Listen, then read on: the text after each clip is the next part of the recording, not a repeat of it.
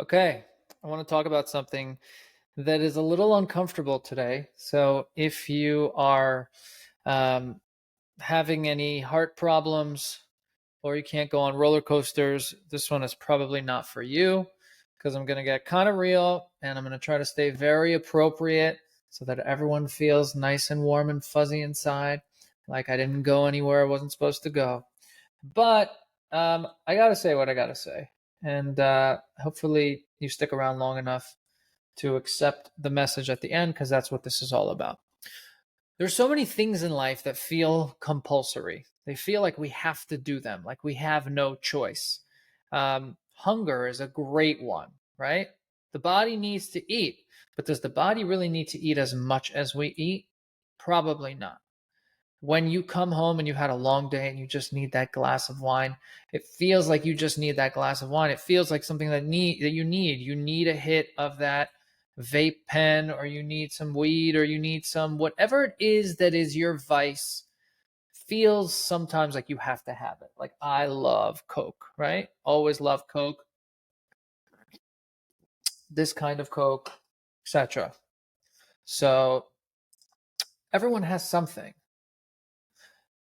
Some people's somethings are much more difficult. And the reason I say they're difficult is because they're actual averas. They are transgressions, the things that Hashem hates that you feel like you have to do. Now, I'm not going to get into detail because some of you might get offended, but there are things that teenage boys do and grown boys do and married men do. There are things that people do as far as infidelity. There are things that people feel like drugs and alcohol, which are not necessarily, um, you know, can skirt the line of what you want to say is halachically okay or halachically not. But certain things are just blatantly offensive to Hashem.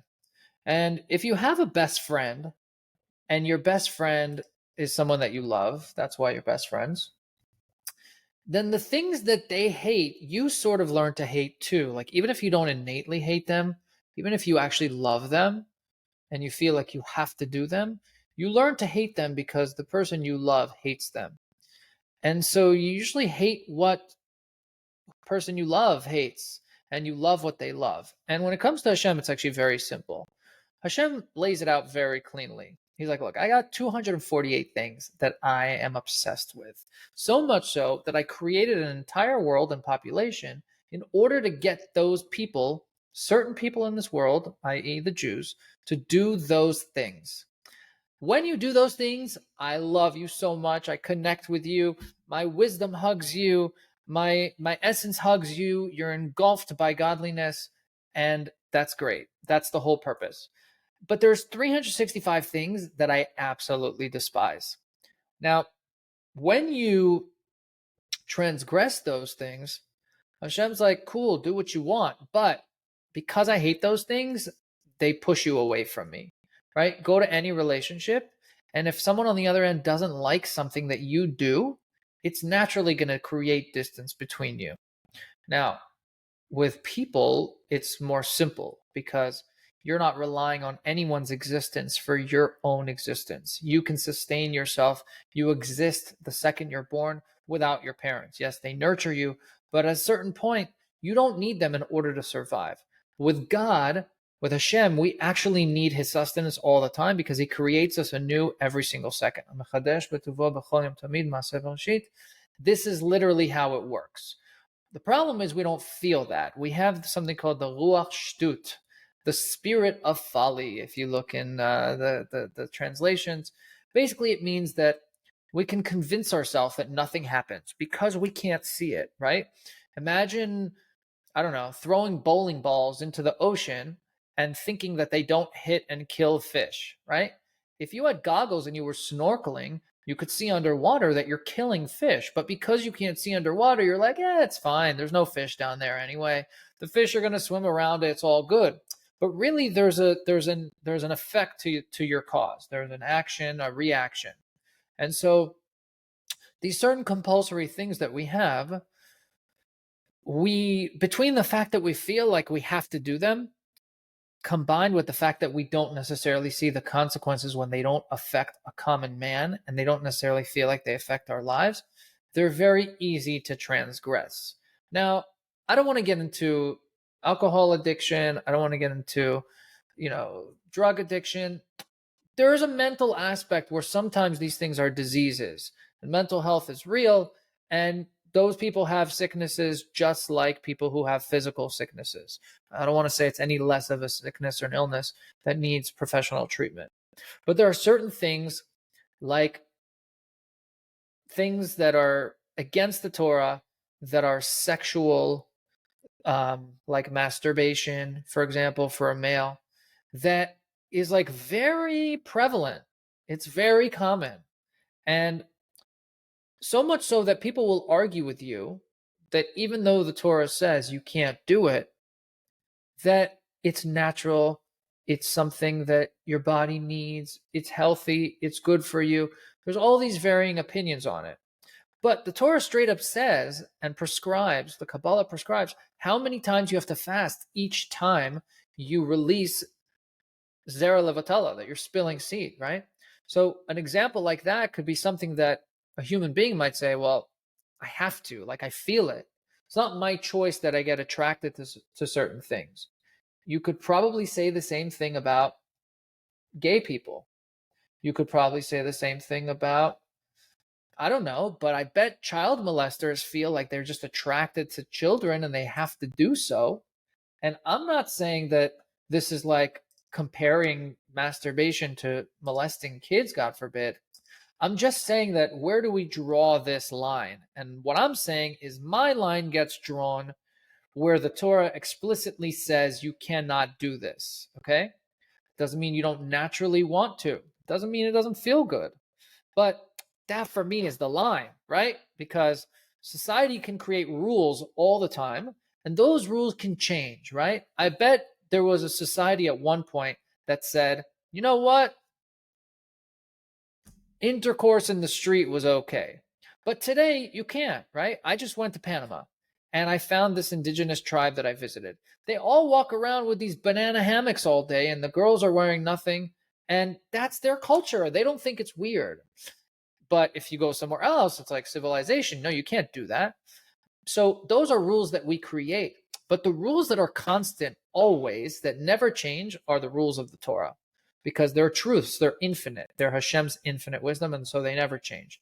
And as a result of that, those things are my boundaries, okay? If you feel like you have to masturbate all the time, and you know that that's against the Torah,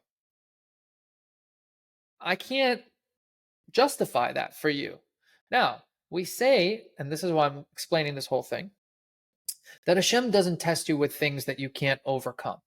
So if your nature is to constantly want to do things that you can't do, illicit things, things you know, like you have a compulsion, you have to steal, you love stealing, and you know you can't. Well, I guarantee that Hashem wouldn't have made it impossible for you to not steal if and expect you not to steal, right? Either it's possible where no matter what you feel naturally you can overcome, or it's not, and Hashem's just super unfair. Now we know Hashem is fair, even the times when we think he's not fair. Just because we can't see it doesn't mean he's not being fair. So the way I would say it is as follows. The Balatanya, the Alter Rebbe, makes it very, very clear that it is within the realm of every single Jew for their mind to control their hearts. You see, the way we are created spiritually, physically, is that our mind controls what our heart wants. And that's a very deep subject, but I want to dumb it down very quickly right now because that's the whole purpose of this episode. Your mind gets a final say on anything that your heart feels. The way that as humans we process information is that our heart feels something and our brain then decides whether or not to act on it. And so by default, not by default, by default, anytime you have an idea or compulsive thought or something that comes to mind that you have to do because it feels like you have to do it, you have a choice where you get to make about whether you're going to do it, whether you're going to think about it, what you're going to do about it, or what you're not going to think about. So if something pops up and arouses your interest, and it's something that goes against those 365 things that Hashem hates, you could say all you want that those are things that you can't control, except the nature of a Jew is that he can control. Now, that doesn't mean it comes easily.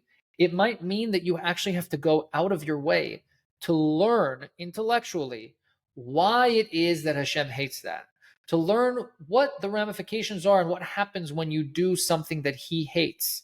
And as someone who you love and someone who sustains your existence, if you are doing something that he hates, you're naturally going to get distance. And at that point, you might really say, you know what, this is not something I want to do. That doesn't change the fact that when your heart sends that message to your brain, your heart doesn't want to do it, because your heart might want to do it a lot, like badly all the time. But your brain can very much say, I've been through this before. I know this exercise. I know how it goes. And this isn't something that I want to be doing. It takes a lot of work. It takes a lot of understanding, and it takes a lot of internalization. You have to really study a subject. So if you're struggling with something, study the downsides of it. Figure out why Hashem hates it. Now, let's just say that, eating food is a problem for you, right? Because you're eating and you're eating way too much and you're becoming unhealthy from it. That doesn't necessarily mean that you're doing something halachically wrong against Hashem's laws, but it could just mean that you're doing something that's unhealthy for you. So that's your own personal thing, and you figure that on your own time. What I'm saying to you today is that there are things that the person or the entity that you love most, whether you realize it or not, hates. And if you want to not do what he hates because you don't want to disconnect from him, you have to acknowledge that the way we're built is that our mind controls our heart, and that our heart is going to send a whole bunch of bad ideas to our mind, and our mind gets to decide whether we do something about it or not. If you want to change your desires so that these things, you don't fail, you don't stumble over these stumbling blocks, or you even change your desire to the point that you don't even have those as stumbling blocks anymore, you have to learn about the downside of what you're doing and what the ramifications are. And once you learn that over and over, and you contemplate it and you internalize it, and it becomes a part of you, there's nothing that Hashem can test you with or will test you with that you can't overcome. It doesn't matter what it is. And I can tell you that there's been things that I have failed at miserably many, many, many times. And after I failed, I felt terrible. And then I failed again. But after I did it and did it and did it over and over and finally learned, those things now don't even feel like tests to me. And it doesn't matter how many times they come up, doesn't matter what the circumstances are, I can always fight them because I know so much that it became a part of me. And now my mind controls my heart in those matters. It doesn't mean that I don't fail in other places, but I can learn about those things also. All right, hopefully you got the message. Peace out.